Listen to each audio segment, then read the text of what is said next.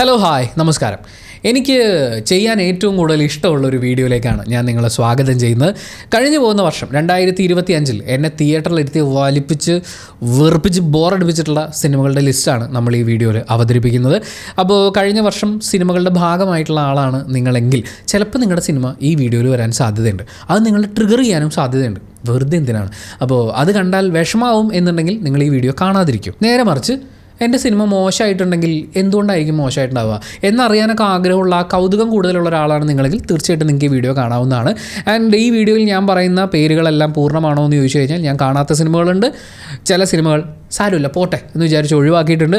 നിങ്ങൾക്ക് ഏറ്റവും വേഴ്സ്റ്റ് ആയിട്ട് തോന്നിയിട്ടുള്ള സിനിമ ഏതാണെന്നുള്ളതും വീഡിയോയുടെ താഴെ കമൻറ്റ് ചെയ്യാൻ മറക്കാതിരിക്കുക. ആൻഡ് നമുക്ക് വീഡിയോയിലേക്ക് കടക്കാം. ഇത് കുറച്ച് ബ്രൂട്ടലി ഓണസ്റ്റ് എന്ന് വെച്ചാൽ നമ്മൾ ബ്രൂട്ടലി ഓണസ്റ്റ് ആയിട്ട് തന്നെയാണ് സംസാരിക്കാറുള്ളത്. പക്ഷേ ബ്രൂട്ടാലിറ്റി സിനിമ റിലീസാവുന്ന സമയങ്ങളിൽ പരമാവധി കുറച്ച് പിടിക്കുകയാണ് ചെയ്യുക. ഈ വീഡിയോയിൽ ഞാൻ അങ്ങനെ ഒന്നും ഉദ്ദേശിച്ചില്ല. എനിക്ക് തല്ലിപ്പൊളി എന്ന് തോന്നിയാൽ തല്ലിപ്പൊളി എന്ന് തന്നെ പറയാനാണ് ശ്രമിച്ചിട്ടുള്ളത്. അപ്പോൾ നമുക്ക് വീഡിയോയിലേക്ക് കിടക്കാം. ഇതിൽ ഏറ്റവും രസം എന്താണെന്ന് വെച്ച് കഴിഞ്ഞാൽ ഞാൻ വിക്കിപീഡിയ തുറന്ന് 2025 റിലീസ് ചെയ്ത സിനിമകളുടെ മുഴുവൻ ലിസ്റ്റ് എടുത്തു. ആ ലിസ്റ്റിലെ ഓരോ പേരുകളൊക്കെ വായിച്ച് നോക്കിയിട്ട് എനിക്ക് ബോറടിച്ചിട്ടുള്ള സിനിമകളുടെ ലിസ്റ്റ് എടുക്കുകയായിരുന്നു. അങ്ങനെ എടുക്കുമ്പോൾ ചില സിനിമകൾ ഇത് ഞാൻ കണ്ടിട്ടുണ്ടോ ഇല്ലയോ എന്ന് പോലും എനിക്ക് ഓർത്തെടുക്കാൻ പറ്റുന്നില്ല. ചില കഥകളൊക്കെ ആലോചിക്കുമ്പോൾ ഇത് എന്തായിരുന്നു കഥ എന്ന് നമുക്ക് കൺഫ്യൂഷൻ ആയി പോകുന്ന പോലെ. അപ്പോൾ ആ കൺഫ്യൂഷൻ ഇപ്പോഴും ഉണ്ട് എൻ്റെ ഉള്ളിൽ. പക്ഷേ കൺഫേം ആയിട്ടും എന്നെ ബോറടിപ്പിച്ചിട്ടുള്ള സിനിമകളുടെ ഒരു ലിസ്റ്റാണ് ഈ പറയുന്നത്. നിങ്ങളുടെ സുഹൃത്തുക്കളോ ബന്ധുക്കളോ ആയിട്ടുള്ള ആരെങ്കിലും അല്ലാത്തവരുണ്ടെങ്കിൽ മലയാള സിനിമയെ ഒന്ന് പരിചയപ്പെടുത്തി തരുമോ എന്ന് ചോദിക്കുകയാണെങ്കിൽ ഈ പടങ്ങളൊന്നും ദയവേത് അവർക്ക് കൊടുക്കരുത്. അവർ നമ്മളെക്കുറിച്ച് വളരെ മോശമായിട്ട് വിചാരിക്കും എന്നെനിക്ക് ഉറപ്പുള്ള സിനിമകളാണ് നമ്മൾ ഈ ലിസ്റ്റിൽ ഉൾപ്പെടുത്തിയിട്ടുള്ളത്. അങ്ങനെ 2025 എന്നെ ഏറ്റവും കൂടുതൽ വെറുപ്പിച്ച് വലിപ്പിച്ച് പോയിട്ടുള്ള സിനിമകളിൽ ഒന്നാമത്തെ സിനിമ, ഇത് പറയുമ്പോൾ ഏറ്റവും കൂടുതൽ വെറുപ്പിച്ചത് ഇതാണെന്നല്ല കേട്ടോ പറയുന്നത്, റിലീസ് ചെയ്ത ഓർഡറിലാണ് നമ്മൾ സംസാരിക്കുന്നത്. ചില സിനിമകൾ ഞാൻ ഇപ്പോൾ കണ്ടതേ ഉള്ളൂ ഒരാഴ്ച മുമ്പ്. അപ്പോൾ ആ സിനിമകൾ നമ്മുടെ ലിസ്റ്റിൻ്റെ ഏറ്റവും ലാസ്റ്റ് ഭാഗത്തേക്കാണ് വരിക. സോ ഒന്നാമത്തെ സിനിമ ID The Fake എന്ന സിനിമയാണ്. ധ്യാൻ ശ്രീനിവാസൻ നായകനായി അഭിനയിച്ചിട്ടുള്ള സിനിമ. എൻ്റെ മോനെ, സ്വന്തം ഭാര്യയുടെ ഒരു വീഡിയോ ക്ലിപ്പും അങ്ങനെ ഒരു സാധനം കിട്ടിയിട്ട് ഇയാൾ ഇതിൻ്റെ പുറകെ നടക്കുന്നതാണ്. സിനിമയൊക്കെ ഏത് കാലത്തോ തീർന്നേനെ. പല സിനിമകളും ഞാൻ ഈ വർഷം കണ്ടതിൽ ഈ ലിസ്റ്റിൽ വന്നിട്ടുള്ള സിനിമകൾ ഇതൊക്കെ ഏത് കാലത്ത് അവസാനിച്ച് പോകേണ്ട കഥയായിരുന്നു, അല്ലെങ്കിൽ ഏത് കാലത്ത് ഇവർ ഈ കഥ തുടങ്ങി അതിൻ്റെ ഒരു ട്രാവൽ ഉണ്ടല്ലോ, ആ ട്രാവലൊക്കെ നടത്തുന്നതിനും എത്രയോ മുമ്പ് തന്നെ ഇതിന് സൊല്യൂഷൻ കണ്ടെത്താമായിരുന്നു. അങ്ങനെയൊക്കെയുള്ള ചപ്പിളി കാര്യങ്ങളൊക്കെ ആയിട്ട് വലിച്ച് നീട്ടി പരത്തി വെറുപ്പിച്ച് വലിപ്പിച്ച് പോയ സിനിമകളാണ്. അതിൽ ID The Fake ഒരു സിനിമയാണ്. രണ്ടാമത്തെ സിനിമ എന്ന സിനിമയാണ്. ആ സിനിമ അതിലെ പാട്ടിനോ മറ്റോ സംസ്ഥാന ചലച്ചിത്ര പുരസ്കാരം കിട്ടിയിട്ടുണ്ട്. സിനിമയുടെ ഒരു പ്രത്യേകത എന്ന് പറഞ്ഞാൽ അവർ ഈ അമ്മ എന്ന് പറയുന്ന ആ ഒരു ഫീല് ഇമോഷനൊക്കെ നിലനിർത്താൻ വേണ്ടിയിട്ട് എടുത്ത സിനിമയാണ്. പക്ഷെ പ്രശ്നം പറ്റിയ എന്താണെന്ന് വെച്ച് കഴിഞ്ഞാൽ ഒരു സ്ത്രീ ഒരു കൈക്കുഞ്ഞുമായിട്ട് കാടിനകത്തേക്ക്, കുഞ്ഞിനോടുള്ള സ്നേഹം കൊണ്ട് ചെയ്യണമെന്ന് പറഞ്ഞ് കാടിനകത്തേക്കൊക്കെ കയറി പോവുകയാണ്. അവിടെ വെച്ച് അതിനെന്തെങ്കിലും പറ്റിയിരുന്നെങ്കിലോ, പിന്നെയും അവർക്ക് ഏത് നിമിഷം അവർ മരിച്ചു പോകാമെന്ന് പറയുന്ന ഒരു ഘട്ടത്തിൽ വരുമ്പോഴും ഈ കുഞ്ഞിനെ വേറെ ആരും നോക്കാനും തൊടാനും പോലും അനുവദിക്കാത്ത രീതിയിൽ അങ്ങനെ ചെയ്യുകയാണ്. അപ്പോൾ അതിനെ ഒരു മാനസികാവസ്ഥയായി ട്രീറ്റ് ചെയ്തുകൊണ്ട് അവതരിപ്പിക്കുകയാണെങ്കിൽ പിന്നെയും കുഴപ്പമില്ല. പക്ഷെ അതാണ് ഉത്തമ സ്നേഹം, അത് ഭയങ്കര സ്നേഹമാണെന്ന് പറഞ്ഞ് കൊട്ടിഘോഷിച്ച് അവതരിപ്പിച്ച ഒരു സിനിമയായിരുന്നു അത്. നമ്മുടെ ദിലീഷ് പോത്തനൊക്കെ ഉണ്ട്. ദിലീഷ് പോത്തൻ വന്ന് ഒരു റോഡ് പണിക്ക് വരുന്ന പോലെയൊക്കെ കാണിക്കുന്നത്. അപ്പോൾ ആദ്യത്തെ കുറച്ച് സമയമൊക്കെ ഇറ്റ് വാസ് ഫൈൻ. പക്ഷേ ഇത് മനസ്സിലാക്കി കഴിഞ്ഞിട്ട് പിന്നെ ഇത് കാണുക, പ്രത്യേകിച്ച് ഇതിൻ്റെ ഒരു പാസ്റ്റ് സ്റ്റോറി, എങ്ങനെയാണ് ഈ കുഞ്ഞിനെ ഇവർക്ക് കിട്ടിയത്. ഒരു സ്ത്രീയാണ്, ഒരു കുഞ്ഞുണ്ട്. അപ്പം ആ കുഞ്ഞ് എങ്ങനെ ഈ സ്ത്രീയുടെ കൂടെ ആയി എന്ന് പറയുന്ന ആ കഥയൊക്കെ കണ്ടു കഴിഞ്ഞപ്പോൾ ഞാൻ തലയ്ക്ക് കൈവച്ചിരുന്നു പോയി, എന്തോന്നിടെ കഥയായിട്ട് എടുത്തു വെച്ചേക്കുന്നത്. എന്നിട്ട് അത് ഗ്ലോറിഫൈ ചെയ്ത് വെക്കാനുള്ള ഒരു മൈൻഡ് സെറ്റ് ഇല്ലേ, എനിക്കത് മനസ്സിലാവുന്നില്ല. മൂന്നാമത്തെ സിനിമ അത് വിനീത് ശ്രീനിവാസൻ്റെ സിനിമയാണ്. ധ്യാൻ ശ്രീനിവാസനിൽ നിന്നും നമ്മൾ മൂന്നാമതാവുമ്പോഴേക്കും വിനീത് ശ്രീനിവാസനിലേക്ക് എത്തിയിരിക്കുകയാണ്. ഇത് ഓൾറെഡി ഒരു ഹിറ്റായിട്ടുള്ള സിനിമയാണ്. പക്ഷേ എനിക്ക് തിയേറ്ററിൽ വളരെ അസഹനീയമായി തോന്നിയ, ഒരുവിധം നമ്മുടെ ചുറ്റുമുള്ള മനുഷ്യരായി കാണുകയും സ്നേഹിക്കുകയും ഒക്കെ ചെയ്യുന്ന ആളുകൾക്ക് സഹിക്കാൻ പറ്റാത്ത കുറേ കോമഡി എല്ലാം കുത്തി നിറച്ചുകൊണ്ട് വന്നൊരു സിനിമയാണ് ഒരു ജാതി ജാതകം. അതൊരു ജാതി പടമായിരുന്നു. ഞാൻ ആദ്യം വിചാരിച്ചു ഈ ജാതകം എന്നൊക്കെ പറയുമ്പോൾ ജാതിയൊക്കെ ഒരു വിഷയമായിട്ട് വരുമെന്ന്. പക്ഷേ അതിനേക്കാൾ കൂടുതൽ ഭയങ്കര ഹോമോഫോബിക് ആയിട്ടുള്ള കാര്യങ്ങൾ കുത്തി നിറച്ചിട്ട് ഏറ്റവും അവസാനം ഇതൊന്നും അല്ല കേട്ടോ എന്ന് പറയുന്ന പോലത്തെ അങ്ങനത്തെ ഒരു ലൈനിലാണ് അത് പോകുന്നത്. പക്ഷേ ആക്ച്വലി ചെയ്തുകൊണ്ടിരുന്നത് ഹോമോഫോബിക് ആയിട്ടുള്ള ആളുകൾക്ക് അവർക്ക് ഫീഡ് ചെയ്യാനുള്ള എലമെൻറ്റ് ഇട്ട് കൊടുത്തു, നമ്മുടെ പൊതുബോധത്തിനെ ഭയങ്കരമായി ഫീഡ് ചെയ്തു എന്നുള്ളതാണ്.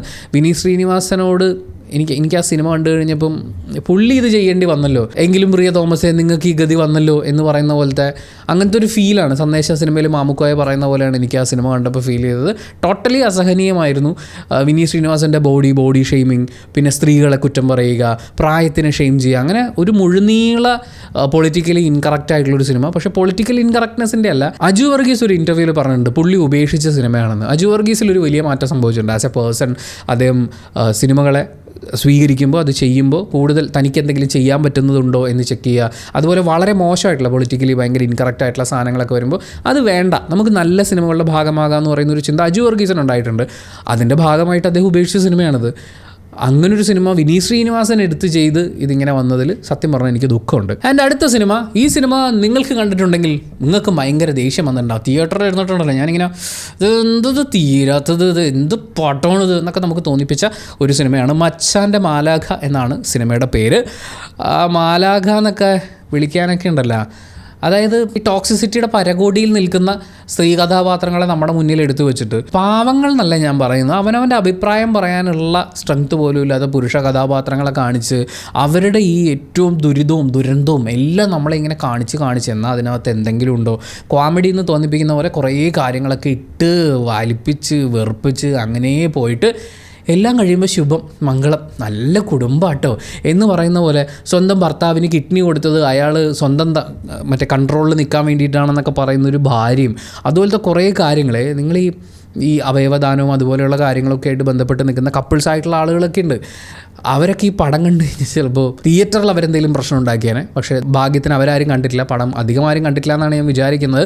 ഒരുപാട് ട്രോൾ ചെയ്യാൻ വേണ്ടിയിട്ടുള്ള അങ്ങനത്തെ കുറച്ച് യൂട്യൂബ് ചാനലുകളും ട്രോൾ ചാനലുകൾ സബ്സ്ക്രൈബ് ചെയ്തിട്ടുള്ളവരായിരിക്കും ഈ സിനിമയെക്കുറിച്ച് കൂടുതൽ കേട്ടിട്ടുണ്ടാവുക.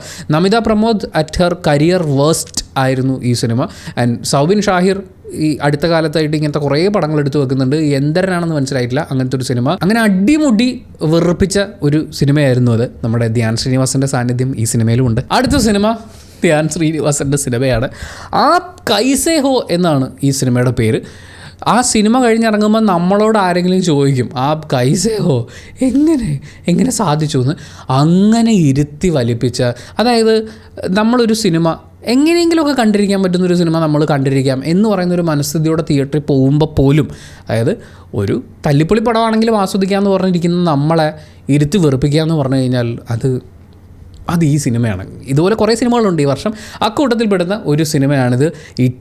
വലിപ്പിച്ച് മുന്നോട്ട് പോയിട്ടുള്ള അജു വർഗീസ് ഉണ്ട്, ധ്യാൻ ശ്രീനിവാസൻ ഉണ്ട്, രമേഷ് പിഷാരടി ഉണ്ട്, ആങ്കർ ജീവയുടെ സിനിമ ഉണ്ടല്ലോ, പടം കുച്ച് നഹി ഹേ, അല്ലെങ്കിൽ കൊച്ചിന് പോലും നഹി ഹേ എന്നാണ് എനിക്ക് ആ സിനിമ കണ്ടപ്പോൾ ഫീൽ ചെയ്തത്. തിയേറ്ററിൽ നമ്മളെ ഇരുത്തി അങ്ങ് ആക്കുക എന്ന് പറയില്ലേ എന്ന് പറയുന്ന പോലത്തെ ഒരു അനുഭവമായിരുന്നു. And the next movie Mr and Mrs Bachelor. Anaswara രാജനും ഇന്ദ്രജിത്ത് സുകുമാരനും ഒരുമിച്ച് അഭിനയിച്ചിട്ടുള്ളൊരു സിനിമയാണിത്. അനശ്വര രാജൻ അവതരിപ്പിക്കുന്ന കഥാപാത്രം ആ പെൺകുട്ടിയുടെ വിവാഹം കഴിക്കാൻ പോകുന്ന പയ്യൻ, അവൻ മുങ്ങി എന്നറിയുന്നു, അവനെ അന്വേഷിച്ച് തിരുവനന്തപുരത്ത് വരുന്നു, ഇന്ദ്രജിത്തിനെ കാണുന്നു. ഇടയ്ക്കിടയ്ക്ക് അനശ്വരയ്ക്ക് വിശക്കും, ഇടയ്ക്കിടയ്ക്ക് അനശ്വരയ്ക്ക് ചൂട് കൂടുമ്പോൾ, കാറിനകത്തിരുന്ന് ചൂട് കൂടുമ്പോൾ, ബെൻസ് കാറിനകത്തിരുന്ന് ഭയങ്കര ചൂട് കാരണം ഈ ഇട്ടിരിക്കുന്ന ഡ്രസ്സൊക്കെ എടുത്ത് എ സിയുടെ മുകളിലേക്ക് ഇടുക, ഇങ്ങനെയൊക്കെയുള്ള കുറേ കാര്യങ്ങൾ.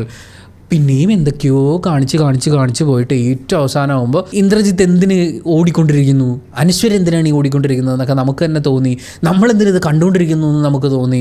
അങ്ങനെ മുന്നോട്ട് പോയിട്ട് ഏറ്റവും അവസാനമാകുമ്പോഴേക്കും ഇന്ദ്രജിത്തിൻ്റെ ക്യാരക്ടറിൻ്റെ അമ്മ ക്യാരക്ടർ മരിച്ചു പോകുന്നു. അതിനിപ്പോൾ എന്താ, ഇപ്പം ഇത്രയും നേരം അവൻ ഇവളെയും കൊണ്ട് കറങ്ങാൻ പാടില്ലായിരുന്നു, അവളെ കിട്ടിയ പാട് ഉപേക്ഷിച്ചിട്ട് അവൻ അമ്മയുടെ അടുത്തേക്ക് പോകണമായിരുന്നു എന്നാണോ സിനിമ ഉദ്ദേശിക്കുന്നത്? അതോ അമ്മ മരിച്ചുകൊണ്ട് എന്താ അത്രയും നേരം കൂടെ കറങ്ങിയിരുന്ന പെൺകുട്ടി കൈ പിടിച്ച് കൂടെ ഇരിപ്പില്ലേ, അങ്ങനെ സന്തോഷിക്കൂ എന്നാണോ? എന്താണ് ആ സിനിമ എന്നുള്ളത് സത്യം പറഞ്ഞാൽ എനിക്ക് മനസ്സിലായിട്ടില്ല. പക്ഷേ പരമാവധി തിയേറ്ററിലിരുത്തി വലിപ്പിക്കാൻ സിനിമയ്ക്ക് സാധിച്ചിട്ടുണ്ട് എന്നുള്ളത് ഒരു വലിയ സത്യമാണ്. അടുത്ത സിനിമ 916 കുഞ്ഞൂട്ടനാണ്. ഈ സിനിമ ഞാൻ എന്തിന് കണ്ടു എന്ന് ഞാൻ കുറേ വട്ടം ആലോചിച്ചിട്ടുണ്ട്. കാരണം ഈ വർഷം ഞാൻ കാണാതെ പോയ കുറേ സിനിമകളുണ്ട്. ആ സിനിമകളുടെ കൂട്ടത്തിൽ ഒന്നായി തീരാൻ അല്ലെങ്കിൽ അങ്ങനെ മതിയായിരുന്നു അങ്ങനത്തെ ഒരു സിനിമ നമ്മുടെ ഗിന്നസ് പക്രു നായകനായി അഭിനയിച്ചിട്ടുള്ളൊരു സിനിമയാണ്. സിനിമ ഏതോ വഴിക്ക് പോകും. അതായത് പടം തുടങ്ങി നമ്മൾ ആദ്യം കാണുന്ന ആ ക്യാരക്ടർ, അയാളുടെ ലൈഫ്, കുഞ്ഞൂട്ടൻ്റെ എന്തൊക്കെയോ കാര്യങ്ങൾ പറഞ്ഞു പോകും. പിന്നെ സ്വിച്ച് ഇട്ട പോലെ കുഞ്ഞൂട്ടൻ ഭയങ്കര ഡോണ എന്ന് പറഞ്ഞിട്ട് ഒരു വഴിക്ക് പോകും. പക്ഷേ കുഞ്ഞൂട്ടൻ കല്യാണം കഴിച്ചു, കുഞ്ഞൂട്ടൻ്റെ കല്യാണ ജീവിതം ഭയങ്കര പ്രശ്നം, ആ വഴിക്ക് പോകും. അതുവഴി കുറച്ച് നേരം പോയി കഴിയുമ്പോൾ ഞാൻ ഡോണല്ലേ, ഞാൻ വെടിവെക്കാൻ പോകണ്ടേ എന്ന് പറഞ്ഞ് അങ്ങോട്ട് പോകും. അവിടെ ചെന്ന് കഴിയുമ്പോൾ അയ്യോ എൻ്റെ കല്യാണം, അങ്ങനെ ഈ സിനിമ തെക്കും വടക്കൊക്കെ പോയിട്ട് എങ്ങോട്ടൊക്കെയോ പോയിക്കൊണ്ടിരിക്കുക. അങ്ങനെ ദിശ തെറ്റി ഒഴുകുന്ന 916 കുഞ്ഞൂട്ടനെയാണ് നമ്മൾ ആ സിനിമയിൽ കാണുന്നുണ്ടാവുക. സിനിമ വളരെയധികം ബോറടിപ്പിച്ചൊരു സിനിമയാണ്. അടുത്തൊരു സിനിമയുണ്ട്. ഇതൊരു ഫ്രഷ് കൺസെപ്റ്റായിരുന്നു. മലയാള ഫിലിം ഇൻഡസ്ട്രിയിൽ നല്ല ലോക ഫിലിം ഇൻഡസ്ട്രികളിൽ തന്നെ ഏറ്റവും ഫ്രഷ് ആയിട്ടുള്ളൊരു concept. Written and directed by God. Sunny വെയിനാണ് കർത്താവായിട്ട് വരുന്നത്. അതേപോലെ സൈജു കുറുപ്പാണ് ഈ ക്യാരക്ടറായിട്ടുള്ളത്. അങ്ങനെ ദൈവം, ഭക്തി, പിന്നെ ദൈവം ഉണ്ടോ ഇല്ലയോ അങ്ങനെ എന്തോ ചോദ്യം അതിനകത്ത് ഉണ്ടായിരുന്നു എന്നാണ് എൻ്റെ ഓർമ്മ. ഞാനൊരു കാര്യം ചെയ്യാം, ഞാനിതിൽ ഉൾപ്പെടുത്തിയിട്ടുള്ള സിനിമകളുടെ എല്ലാം റിവ്യൂ ലിങ്കിൻ്റെ ടൈം സ്റ്റാമ്പ് ചെയ്തേക്കാം. സമയമുണ്ടെങ്കിൽ നിങ്ങൾ കണ്ടു നോക്കുക. തിയേറ്ററിൽ ഈ സിനിമ കണ്ടപ്പോൾ എൻ്റെ മാനസികാവസ്ഥ എന്തായിരുന്നു എന്നുള്ളത് നിങ്ങൾക്ക് ആ റിവ്യൂ ഈ വീഡിയോ കണ്ടതിന് ശേഷം കാണുമ്പോൾ കുറച്ചും കൂടി ക്ലിയർ ആയിട്ട് മനസ്സിലാവും. കാരണം ഇത് കയറിയും പോയി നമ്മൾ ഈ റിവ്യൂ ഇടുമെന്ന് പറഞ്ഞിട്ട് കാത്തിരിക്കുന്ന ഓരോ ആഴ്ചയും ഇന്ന സിനിമകൾ വരുന്ന സമയത്ത് അതിൽ അത്യാവശ്യം പോപ്പുലർ ആയിട്ടുള്ള സ്റ്റാർസ് ഉണ്ടെങ്കിൽ ഇതിൻ്റെ റിവ്യൂ എവിടെയെന്ന് ചോദിച്ചിട്ട് എന്തായാലും നമുക്ക് കമൻറ്റ്സ് വരാറുണ്ട്. പിന്നെ നമ്മുടെ ചാനലിലെ മെയിൻ കണ്ടൻറ് എന്ന് പറയുന്നത് നമ്മൾ മൂവി റിവ്യൂ ചെയ്യുക എന്നുള്ളതാണ്. അപ്പോൾ ചില സിനിമകൾ നമ്മൾ എന്തായാലും കണ്ടു തീർത്തല്ലേ പറ്റുള്ളൂ. അങ്ങനെ കയറിപ്പോയി ഇതെങ്ങനെയും കണ്ടു തീർക്കണമല്ലോ എന്നൊക്കെ വെച്ച് കണ്ടു തീർത്ത സിനിമകളിലാണ് ഞാൻ ഈ സിനിമ കൂട്ടുന്നത്. ആൻഡ് ഈ വർഷത്തെ ബോംബ്ലാസ്റ്റിക് ഹിറ്റ് എന്ന് പറയാവുന്നൊരു സിനിമ അത് നമ്മുടെ അഹന കൃഷ്ണ നായികയായിട്ട് അഭിനയിച്ച നാൻസി റാണി എന്ന് പറയുന്ന സിനിമയാണ്. നമ്മുടെ ഒക്കെ ഭാഗ്യത്തിന് സിനിമ യൂട്യൂബിലായിരുന്നു ഡയറക്റ്റ് റിലീസ് വന്നത്. ഇപ്പോൾ അത് അവിടെ ഉണ്ടോയെന്ന് എനിക്കറിയില്ല. എന്തായാലും യൂട്യൂബിൽ ഞാൻ ഈ സിനിമ കണ്ടത് ഒരു വലിയ അനുഭവ പാഠം തന്നെ ആയിപ്പോയി എന്നുള്ളതാണ്. എങ്ങനെയൊക്കെ അഭിനയിക്കരുത്, ഇപ്പം നിങ്ങൾ അഭിനയമോഹിയായിട്ടുള്ള ഒരാളാണെങ്കിൽ എങ്ങനെ അഭിനയിക്കരുതെന്ന് പഠിക്കാൻ വേണ്ടി നിങ്ങൾക്ക് ഈ സിനിമ കാണാവുന്നതാണ്. ഒന്നുമില്ലാതെ ചുമ്മാ കഥ പറഞ്ഞുകൊണ്ടിരിക്കുകയാണെങ്കിൽ ആ കഥ എങ്ങനെയൊക്കെ മുന്നോട്ട് പോകും എന്നുള്ളത് മനസ്സിലാക്കാൻ നിങ്ങൾക്ക് ഈ സിനിമ കാണാവുന്നതാണ്. അങ്ങനെ പലവിധ കാരണങ്ങൾക്ക് വേണ്ടി. പിന്നെ വിഗ് വാങ്ങിക്കുമ്പോൾ എങ്ങനത്തെ വിഗ് വാങ്ങരുത്, എങ്ങനത്തെ വിഗ് വെക്കരുത് എന്നൊക്കെ പഠിക്കാനും നിങ്ങൾക്ക് ഈ സിനിമ കണ്ടു നോക്കാവുന്നതാണ്. പിന്നെ ഡബ്ബിങ് ഭയങ്കര രസമായിട്ടുണ്ട്. അതേപോലെ നിങ്ങൾ എപ്പോഴെങ്കിലും സിനിമ സ്വപ്നം കണ്ടിട്ടുള്ള ഒരാളാണെന്നുണ്ടെങ്കിൽ വേണ്ട കേട്ടോ, നിങ്ങൾ ഈ പടം കാണണമെന്ന് ഞാൻ അങ്ങനെ സജസ്റ്റ് ചെയ്യില്ല. കാര്യം ഇതിൻ്റെ അകത്ത് ഈ സിനിമാ മോഹം പൂർത്തിയാവുന്നതിന് വേണ്ടി പെൺകുട്ടിയുടെ മുമ്പിൽ തുറക്കുന്ന വാതിലും അടയ്ക്കുന്ന വാതിലും എല്ലാം കൂടി കൂട്ടിയും കിഴിച്ചുമൊക്കെ കണ്ടു കഴിയുമ്പോൾ നിങ്ങൾക്ക് ചിലപ്പോൾ വല്ലതുമൊക്കെ തോന്നിയേക്കാം. അതുകൊണ്ട് അങ്ങനെ ഞാൻ സജസ്റ്റ് ചെയ്യുന്നില്ല. പക്ഷേ ഗംഭീര അഭിനയ മുഹൂർത്തങ്ങളുടെ ഒരു ഗുണനപ്പട്ടികയാണ് ഈ സിനിമ. നെക്സ്റ്റ് മൂവി, ഇത് ഒരുപാട് വിവാദങ്ങളൊക്കെ ഉണ്ടായ ഒരു സിനിമയാണ്. നമ്മുടെ വിൻസി അലോഷ്യസ് സെറ്റിൽ വെച്ച് ഒരു നടൻ ലഹരി മരുന്ന് ഉപയോഗിക്കുന്നത് കണ്ടു എന്നൊക്കെ പറഞ്ഞ് അതിനുശേഷം കുറേ അന്വേഷണങ്ങളും കാര്യങ്ങളൊക്കെ ഉണ്ടായിരുന്നു. മൊത്തത്തിലൊന്ന് ഇളകി മറിഞ്ഞിട്ടുണ്ടായിരുന്നു. അതിനുശേഷം നമ്മുടെ ഷൈൻ ടോം ചാക്കോ അദ്ദേഹം മയക്കുമരുന്ന് ഉപയോഗത്തിൽ നിന്ന് വിമുക്തനാവുന്നു, മറ്റ് ശീലങ്ങളിലേക്കൊന്നും പോകില്ല എന്നൊക്കെ പറയുന്ന അങ്ങനത്തെ കുറച്ച് കാര്യങ്ങളും വാർത്തകളും ഒക്കെ വന്ന് അവസാനം സിനിമ റിലീസായി കഴിഞ്ഞപ്പം സത്യം പറഞ്ഞാൽ എനിക്ക് സങ്കടമായിപ്പോയി. അത് റിലീസ് ആവണ്ടായിരുന്നു. കാര്യം ഇങ്ങനെയുള്ള സംഭവങ്ങളും കാര്യങ്ങളൊക്കെ വന്നപ്പം സിനിമയിൽ എന്തോ ഉണ്ട് എന്ന് പറയുന്ന പോലത്തെ ഒരു ഫീൽ ഉണ്ടായിരുന്നു. ഇതിനകത്ത് ഒന്നുമില്ല എന്ന് പറയുന്ന ഒരു വിളിച്ചു പറയലായിരുന്നു ഈ സിനിമ എന്നാണ് എനിക്ക് അനുഭവപ്പെട്ടത്. എന്തൊക്കെയോ കാണിക്കുന്നു, ഇടയ്ക്കിടയ്ക്ക് സന്ദേശമൊക്കെ വരുന്നുണ്ട്, പക്ഷേ ഒന്നുമില്ല.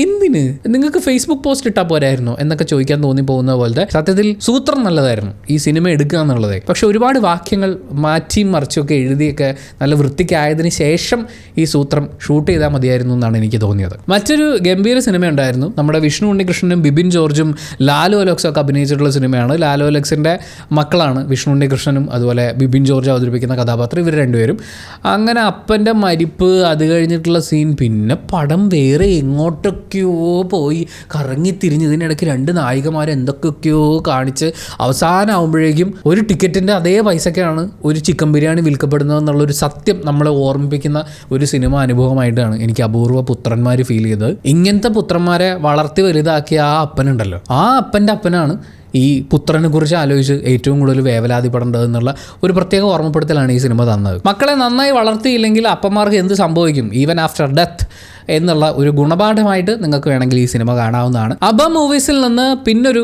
ഗംഭീര സിനിമ ഈ വർഷം രണ്ടാമത്തെ ആയോ അതോ മൂന്നായോ, 2 പടം എന്തോന്ന് തോന്നുന്നു. എന്തായാലും അങ്ങനെ വന്ന അടുത്ത ലേറ്റസ്റ്റ് പടമാണ് രവീന്ദ്ര നീ എവിടെ എന്ന് ചോദിക്കുന്നൊരു ചോദ്യം. എൻ്റെ പൊന്നു തിരക്കഥേ നീ എവിടെ എന്ന് നമുക്ക് ചോദിക്കാൻ തോന്നിപ്പിച്ച ഒരു സിനിമയാണത്. ഈ സിനിമയിലെ രവീന്ദ്രൻ സ്വന്തം വീട്ടിലൊരു മുറിക്കകത്തിരിക്കുകയാണ്. പുള്ളി ആ മുറിക്കകത്തിരിക്കുന്നത് വീട്ടിലാരും അറിയുന്നില്ല, നാട്ടുകാരറിയുന്നില്ല. എനിക്ക് ഭയങ്കര സംശയമുണ്ട്. എന്നിട്ട് ഈ പുള്ളി ഒരുപാട് മദ്യപിക്കുന്നൊക്കെ ഉണ്ട്. എടോ ഇത് കുടിച്ചാൽ മാത്രം മതിയോ, ഇത് കളയേണ്ടത്. എന്നിട്ട് പുള്ളി ടോയ്ലറ്റിൽ പോകണ്ടേ, ഫ്ലഷ് അടിക്കണ്ടേ എന്ന് വരെ എന്നെക്കൊണ്ട് ചിന്തിപ്പിച്ച അത്രയും വലിപ്പിച്ച ഒരു സിനിമ അനുഭവമായിരുന്നു. ഇതിൻ്റെ ഇടയിൽ കുറേ വാനനിരീക്ഷണമൊക്കെ ഇതിൻ്റെ ഇടയിലൊക്കെ വന്ന് കയറിയിട്ടുണ്ടായിരുന്നു. എന്തിന്? എന്തായാലും അനൂപേട്ടനെ സംബന്ധിച്ച് ഇതൊരു ഡിഫറെൻറ്റ് എക്സ്പീരിയൻസ് ആയിരിക്കില്ല. പക്ഷേ പതിവിൽ നിന്ന് കുറച്ച് വിപരീതമായിട്ട് ഷീലു എബ്രഹാം നന്നായി അഭിനയിച്ചിട്ടുള്ളൊരു സിനിമയായിട്ടാണ് എനിക്ക് രവീന്ദ്ര നീ എവിടെ എന്നുള്ള സിനിമ ഫീൽ ചെയ്ത്. പിന്നെ ഉള്ളതൊരു ഹൊറർ പടമാണ്. ഇതൊരു ഒന്നൊന്നര പടമാണ്. നമ്മുടെ ഗായത്രി സുരേഷ് അഭിനയിച്ചിട്ടുള്ള സിനിമയാണ്. പുള്ളിക്കാരി അഭിനയിച്ചിട്ടുള്ള സിനിമകൾ ഒരു സീരീസ് ആയിട്ടിരുന്ന് കാണണം എന്ന് ഞാൻ ആഗ്രഹിച്ചു പോയ ഒരു സിനിമയായിരുന്നു ഇത്. തയ്യൽ മെഷീൻ എന്നാണ് ഈ സിനിമയുടെ പേര്. ഒരു ആത്മാവുണ്ട്. ഈ ആത്മാവ് രാവിലെ തൊട്ട് വൈകുന്നേരം വരെ തയ്യൽ മെഷീൻ അടിച്ചുകൊണ്ടിരിക്കുകയാണ്. ഇവർക്കൊരു മകളുണ്ട്.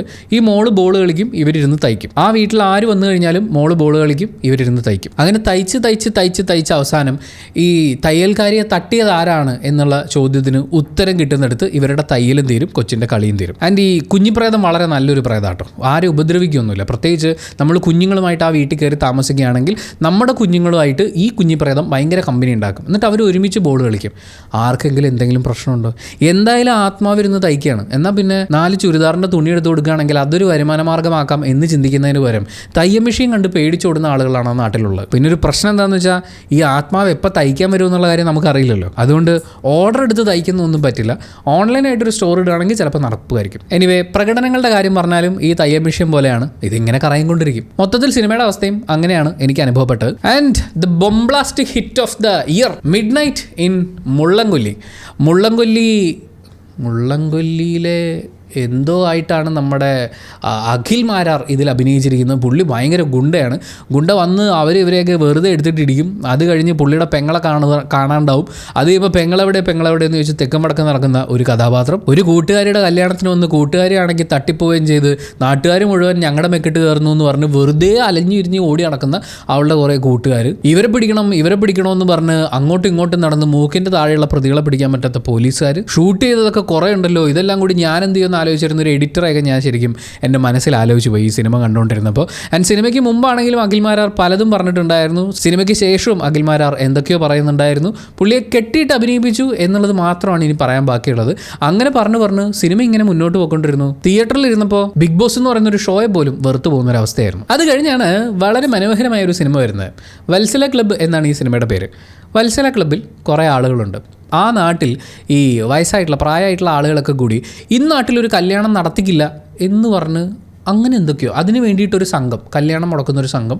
അപ്പം കല്യാണം മുടക്ക് സംഘത്തിൻ്റെ മെയിനായിട്ട് നിൽക്കുന്ന ആളുടെ മോൻ അവൻ പെണ്ണ് കെട്ടും എന്ന് പറയുന്നൊരു പ്രഖ്യാപനം നടത്തുന്നു. അത് മുടക്കുമെന്ന് അവർ പറയുന്നു. പിന്നെ അവൻ പെണ്ണ് കെട്ടാൻ നടക്കുന്നു. ആ സമയത്ത് അവരുടെ ഈ ക്ലബ്ബിലേക്ക് ഒരു പെണ്ണ് വന്ന് കയറുന്നു. ഈ പെണ്ണിനെയും കൊണ്ട് അവർ പെണ്ണിൻ്റെ വീട്ടിലേക്ക് പോകാൻ നോക്കുന്നു. അവിടെ എന്തൊക്കെയോ പ്രശ്നം. പിന്നെ ഒടുക്കത്ത ഓവർ ആക്ടിങ്ങും പരസ്പരം ബന്ധമില്ലാത്ത കോമഡികളും കുറേ ഗതികെട്ട സീനുകളും അങ്ങനെ ഇങ്ങനെയും മുന്നോട്ട് പോകുന്ന എന്തോ എന്ന് പറയുന്ന ഒരു അനുഭവമായിട്ടാണ് എനിക്ക് വത്സല ക്ലബ്ബ് അനുഭവപ്പെട്ടത്. അത് കഴിഞ്ഞാണ് സജി നന്ദിയാട്ടിൻ്റെ ബ്രില്യൻസ് നമ്മൾ കാണുന്നത്. എൻ്റെ ഭാഗ്യത്തിന് എനിക്കത് തിയേറ്ററിൽ കാണാൻ പറ്റിയില്ല. ഞാനത് OTT പ്ലാറ്റ്ഫോമിലാണ്. OTT പ്ലാറ്റ്ഫോം തന്നെയല്ലേ? അതെ, മനോരമ മാക്സ്. അവിടെയാണ് ഞാൻ ആ സിനിമ കണ്ടത്. ചെറുക്കനും പെണ്ണും എന്നാണ് ആ സിനിമയുടെ പേര്. തുഴ കൊണ്ടടിച്ച ഒരു ഭാര്യയുടെ യാതനകളുടെ കഥയാണ് നമ്മൾ ഈ സിനിമയിൽ കാണുന്നത്. അതിനെക്കുറിച്ച് വളരെ ഡീറ്റെയിൽ ആയിട്ടുള്ളൊരു വീഡിയോ തന്നെ, അതിൻ്റെ കഥയെല്ലാം പറഞ്ഞുകൊണ്ട് വളരെ മനോഹരമായിട്ടുള്ള ആ സിനിമ അനുഭവത്തെ ഞാൻ വ്യാഖ്യാനിക്കുന്നൊരു വീഡിയോ നമ്മൾ പോസ്റ്റ് ചെയ്തിട്ടുണ്ടായിരുന്നു. ലിങ്ക് ഡിസ്ക്രിപ്ഷനിലുണ്ട്, നിങ്ങൾക്ക് കണ്ടു നോക്കാവുന്നതാണ്. സിനിമ കണ്ടു നോക്കാൻ ഞാൻ നിങ്ങളെ സജസ്റ്റ് ചെയ്യില്ലെന്നല്ല, നിർബന്ധിക്കില്ല. ഇതൊക്കെ ഓരോരുത്തരുടെ വിധിയാണ്. അത് അവനവൻ തീരുമാനിക്കേണ്ടതാണ്. അപ്പം നിങ്ങൾക്ക് ഇഷ്ടമുള്ള തീരുമാനം എടുക്കാം. മറ്റൊരു സിനിമ, ആ സിനിമ ഞാൻ ഫസ്റ്റ് ഹാഫ് കഴിഞ്ഞപ്പോൾ ഇറങ്ങി വന്നു കേട്ടോ. അത് ഇനി ഫുള്ള് കണ്ടിട്ട് ഞാൻ അതിനെക്കുറിച്ച് പറയാം. നിങ്ങൾ ഈ ലിസ്റ്റിൽ ഇതിനെ കൂട്ടണമെന്നില്ല. ആഘോഷം എന്നാണ് സിനിമയുടെ പേര്. ആൻഡ് നെക്സ്റ്റ് പടം ലാലേട്ടൻ്റെ അതിമാന്ത്രികതയുടെ വൃഷഭ. നല്ല സിനിമയായിരുന്നു. ഇങ്ങനെ പൊയ്ക്കൊണ്ടിരിക്കുകയാണ് ലാലേട്ടൻ്റെ മോൻ വരുന്നു, അടിക്കുന്നു, ഇടിക്കുന്നു, കുത്തുന്നു, അടിക്കുന്നു, ഇടിക്കുന്നു, കുത്തുന്നു. അങ്ങനെ ഇരിക്കുന്ന സമയത്ത് ലാലേട്ടനെ അവൻ കുത്തുന്നു. ലാലേട്ടൻ തനിക്ക് കുത്തുകൊണ്ടതിൻ്റെ കാരണം എന്താണെന്ന് അന്വേഷിച്ച് പോകുന്നു. അപ്പോൾ മോൻ്റെ കയ്യിൽ നിന്ന് ഒരു കുത്ത് കിട്ടിയാലേ ശരിയാവും എന്നുള്ളത് ലാലേട്ടൻ മനസ്സിലാക്കുന്നു. മോനെ കുത്താൻ വിടുന്നു. ലാലേട്ടൻ അങ്ങോട്ട് പോകുന്നു. പിന്നെ എന്തോ എങ്ങനെയൊക്കെയോ നീണ്ട് പരന്ന് വിശാലമായി കിടക്കുന്ന ഒരു സിനിമ അവസാനമാകുമ്പോൾ നമുക്ക് തോന്നും ഈ സിനിമ എടുത്ത് അവർ നമ്മുടെ നെഞ്ചത്ത് കുത്താനുള്ളൊരു ശ്രമമായിരുന്നു എന്ന്. തിയേറ്ററിൽ ചിലപ്പം മിച്ചം എവിടെയെങ്കിലുമൊക്കെ ഇല്ല, തൂത്തുവടിച്ച് കളഞ്ഞു എന്നാണ് എനിക്ക് തോന്നുന്നത്. ഇനിയിപ്പോൾ എവിടെയെങ്കിലും മിച്ചം കിടപ്പുണ്ടെങ്കിൽ നിങ്ങൾക്ക് വേണമെങ്കിൽ കണ്ടുനോക്കാം. മഗധീരയ്ക്ക് ബാഹുബലിയിലുണ്ടാകുന്ന ഒരു കുഞ്ഞാണ് ഈ സിനിമ എന്നുള്ള രീതിയിലൊക്കെയാണ് അവരിത് കൺസീവ് ചെയ്തിട്ടുള്ളത്. പക്ഷേ കുഞ്ഞ് പുറത്ത് വന്നു കഴിഞ്ഞപ്പോൾ അത് വൃഷഭയായിപ്പോയി എന്നുള്ളതാണ് എൻ്റെ പ്രശ്നം. ആൻഡ് നെക്സ്റ്റ് പടം, ആ സിനിമയുടെ പേര് ബെസ്റ്റ് എന്നാകുന്നു. നല്ല പടമാണ്. നമ്മുടെ മമ്മൂക്കയുടെ റിലേറ്റീവ് ആയിട്ടുള്ള അഷ്കർ സൗദാൻ നായക കഥാപാത്രത്തെ അവതരിപ്പിച്ചിട്ടുണ്ട്. സിദ്ദിഖിൻ്റെ മകൻ ഷഹീൻ സിദ്ദിഖ് മറ്റൊരു കഥാപാത്രത്തെ അവതരിപ്പിച്ചിട്ടുണ്ട്. ഇവരിങ്ങനെ അങ്ങോട്ടും ഇങ്ങോട്ടും കല്യാണം കഴിച്ച് നടക്കുന്നതാണ് ഈ സിനിമ. കല്യാണങ്ങൾ കുറേ നടന്ന് അവസാനം അത് പ്രേമത്തിലേക്ക് എത്തും. പ്രേമം അവസാനം കൊലപാതകത്തിലേക്ക് എത്തും. അവസാനം വില്ലനെ എല്ലാവരും കൂടി കൊല്ലും. പടം കഴിഞ്ഞ് ശുഭം മംഗളം. ഇതിനെക്കുറിച്ച് വളരെ വിശദമായിട്ടൊരു വീഡിയോ നമ്മൾ ചാനലിൽ പോസ്റ്റ് ചെയ്തിട്ടുണ്ട്. സൗകര്യമുണ്ടെങ്കിൽ മാത്രം ആ വീഡിയോ കണ്ടു നോക്കിയാൽ മതി. അപ്പോൾ നമ്മുടെ ലിസ്റ്റ് ഇവിടെ പൂർണ്ണമാണോ എന്ന് ചോദിച്ചു കഴിഞ്ഞാൽ സത്യമായിട്ടും അല്ല. കാരണം കുറേ സിനിമകൾ ഞാൻ കാണാൻ ബാക്കിയുണ്ട്, പലതും വിട്ടുപോയിട്ടുണ്ട്. ചിലതിൻ്റെ പോസ്റ്റർ കാണുമ്പോൾ, ചിലതിൻ്റെ ട്രെയിലർ കാണുമ്പോൾ അങ്ങനെ നമുക്ക് കാണാൻ തോന്നുന്നില്ല. അങ്ങനത്തെ കുറേ മനോഹരമായിട്ടുള്ള പ്രൊമോഷണൽ ടാക്ടിക്സ് ആണ് ഓരോ ആളുകൾക്കുള്ളത്. അങ്ങനെ നമ്മൾ വിട്ടുപോയിട്ടുള്ള കുറേ സിനിമകളുണ്ട്. പറ്റുന്ന സിനിമകളൊക്കെ കണ്ടു നോക്കാം, അതിനെക്കുറിച്ച് നമ്മളൊരു വീഡിയോ ചെയ്യാം. പിന്നെ ചില സിനിമകൾ ഈ വലിപ്പിക്കലിൻ്റെ ഒരു തോതനുസരിച്ച് നോക്കുമ്പോൾ ഈ ലിസ്റ്റിലേക്ക് വരണ്ട.